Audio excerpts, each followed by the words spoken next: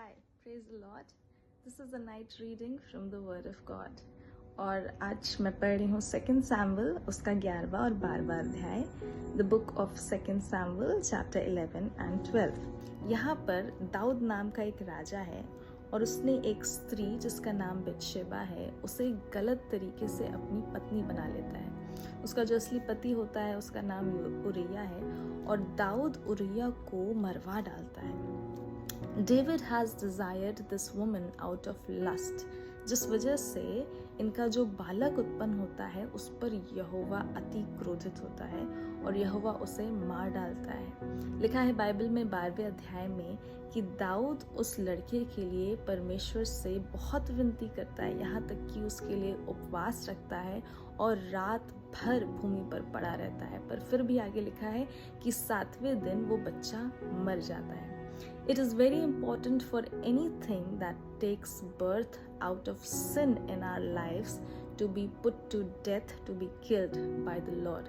ये बहुत ज़रूरी है, बेहद ज़रूरी है कि अगर मेरे जीवन में या आपके जीवन में कोई भी चीज़ पाप से उत्पन्न होता है तो वो यहोवा के द्वारा मार डाला जाए, वो मर जाए। उसका मरना निश्चित है और बेहद ज़रूरी है।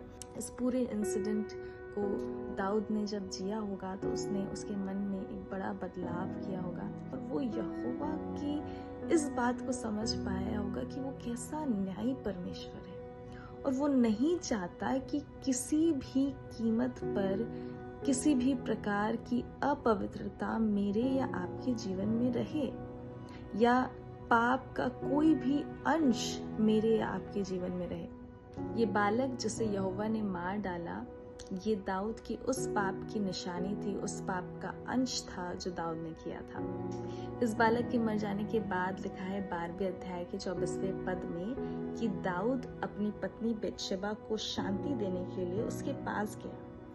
इस बार जब दाऊद बतशेबा के पास गया होगा तो वो एक लस्ट की फीलिंग से नहीं गया होगा, पर इस बार उसका मन पश्चाताप से भरा होगा क्योंकि वो इस बात को जान पाया होगा कि यहोवा के लिए ये रिश्ता और ये मिलन कैसा पवित्र है।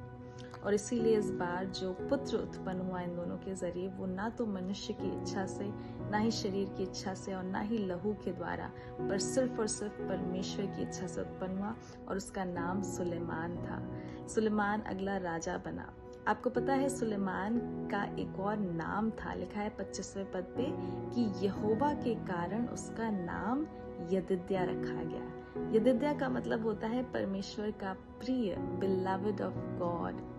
आज जरूरत है इस बात की कि मैं और आप भी दाऊद की तरह खुदा बाप को अलाउ करे कि हर वो रिश्ता, हर वो एसोसिएशन, हर वो काम जो मेरे और आपके जीवन में किसी भी अपवित्रता या पाप के द्वारा उत्पन्न हुआ है, if it has taken birth in our lives out of any kind of sin and unholiness, that it may be killed by the lord, वो पूरी तरह से नाश हो पाए, वो पूरी तरह से खत्म हो पाए, ताकि उसकी जगह पर कुछ ऐसा उत्पन्न हो जो परमेश्वर की नजर में प्रिय हो, so that something beloved to God can come and take its place.